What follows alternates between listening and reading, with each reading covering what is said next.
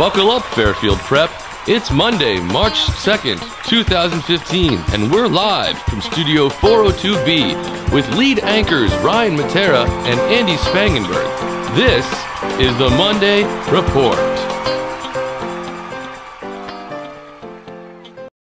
You know, back in the day, they would, Dude, your collar's pretty... Thank you. No, hey there, Andy. Nice to have you back. As some of you may have noticed, Andy was not here last week as he was delayed in LA due to what the Preport is referring to as the coconut incident. Welcome back. Well, Ryan, was touch and go there for a little while, and I must say that I'll never climb a palm tree again. But I'm feeling much better now. Glad to hear it. Well, Ryan, it was touch and go there for a little, but I must say I'll never climb a palm tree again. But I'm feeling much better now. Oh, okie dokie then. Does anyone else smell that? I sure do, Andy. It's been in the air since Saturday, and it's the scent known as playoff basketball. That's right, the Prep B-Ball team kicked off the SEC Conference Tournament on Saturday with a confident victory over ND West Haven. Ryan Birdman Foley put a big bouncy ball through the sphere, put the big bouncy sphere through the round circle many times. He had 29 points.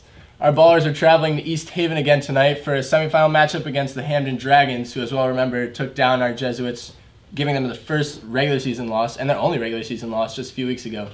Brendan Carey and the boys will be seeking revenge tonight at 8 o'clock. Looking forward to it. Our prep hockey team suffered a loss to the same Hamden High School on Saturday afternoon. Fortunately, Coach Sather and his skaters remain confident and determined to end the regular season strong against the pesky Xavier Falcons on the road. Also on a hockey note, the alumni hockey game took place on Saturday. Old teammates were reunited, old memories were reminisced upon, and old hamstrings were torn to shreds. The Prep Water Dwellers had an awesome senior night performance on Tuesday. The swim team took down Amity by a score of 103.5 to 74.5, led by Aquamen Bryce Keblish, Oliver Russ, Alejandro Ramos, and Sean Paul Stolarski of the 200-meter relay, and the high-flying Robert RoboCop McCrory of the diving board. The boys are looking forward to SEC playoffs and beyond. Just keep swimming, swim team. Now, over the weekend, members of the Future Historians Club, led by Mark the Lion Tamer Sheffer and Thomas the Tank Paul, brought their team to the finals at the History Bee in Newtown. A surprise appearance was made by Bruce Jaffe, who mistakenly thought it was a competition on the history of bees. Mr. Jaffe was heard occasionally shouting out things like, "They dance to communicate," and "We must protect the queen." I think he actually got points for that last one. Yes, melitology can come in handy. Melitology is, of course, the study of bees. Au contraire, Ryan. Melitology is the act of sorting mail alphabetically. Interesting. Now, this Thursday, there will be a bloody drive during school. Anyone who wants to help the cause and give a little blood is welcome to, as long as you're 17 years young. Sign up in the cafeteria, and remember, each donation could save up to 3 lives. That means 20 participants could save all of Mr. Hellstern's students. Sign up in the cafeteria with the man running the blood drive, Dr. Acula. Dr. No, I got it. Okay. Governor Davis wants to reiterate the revised dress code involving properly tied ties, tucked-in shirts, let's not forget belts, and the restriction on jackets with this new slogan promoting a sharp-dressed student body. Outerwear? Out of there. Well, I'm just sure relieved to hear that briefcases are allowed, said no one. You'll be captured and prosecuted for committing juggable offenses. And lot harder than it looks. We're gonna have to edit this part out. A lot harder than it looks. Can't open them. let's pre-cut. We thought this would be so easy. Go to the back of scissors. Yeah, You yeah. have to go to the back You don't know of how the to use scissors. scissors. Open them all the way. No. No, don't cut all the way. Cut almost all the way. These scissors are very dull. I'm cutting my thumb off right now. You will be captured and prosecuted for committing juggable offenses. And now I'm at a dress code. Over February break, a wall appeared out of nowhere in the middle of the cafeteria. It is purportedly being called the Plaster Curtain. The cafeteria we've all learned to love is now divided between East Caf and West Caf. Dr. President Parada, if you seek peace and prosperity for the senior class and administration, if you seek proper nutrition, come to the cafeteria. Dr. Parada, tear down this wall. Just kidding. I'm just glad to see the construction is coming along nicely. It is looking good. Yeah. Daylight savings time will take place on March 8th, setting all clocks and clacks back 1 hour, losing sleep for a couple of farmers. And those pesky clock clacks.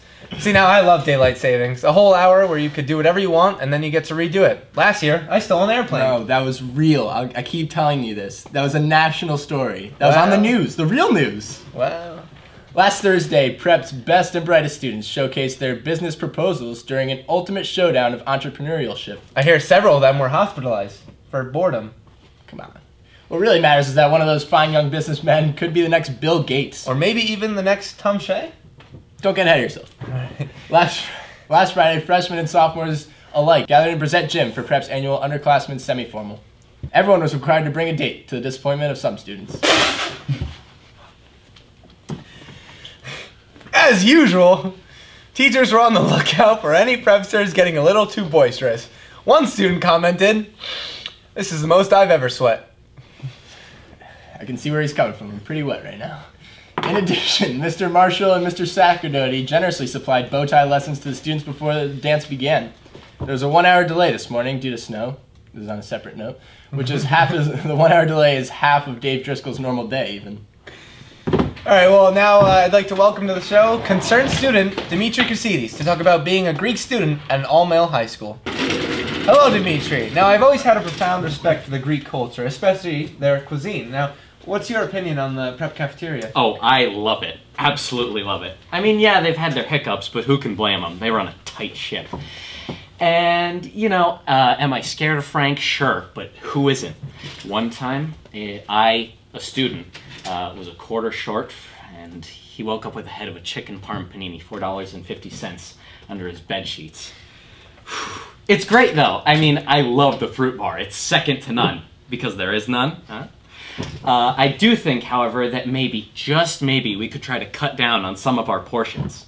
I mean, I like a bagel with enough cream cheese to feed 3 impoverished nations as much as the next guy, but I think we could settle on 2, you know?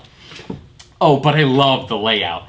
Right down, especially with the wall right down the middle. Did you know that in the summertime it doubles as a Vineyard Vine sweatshop?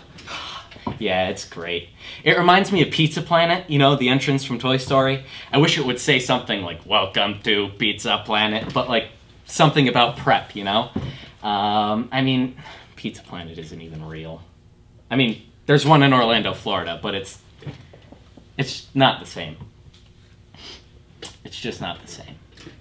I mean, yeah, they have the sign and all, but where do they get off with not delivering?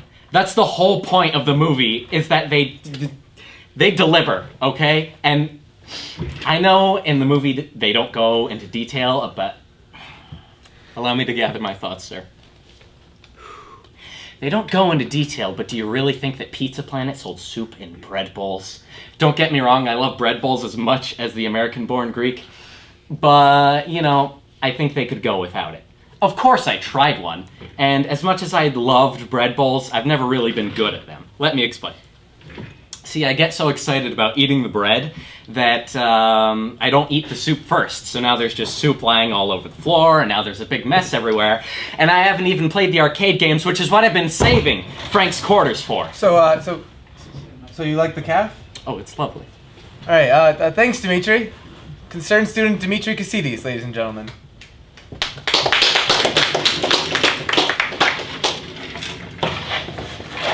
Welcome back, And Andy. it's time for a Superlative Showcase, brought to you by the Yearbook Club.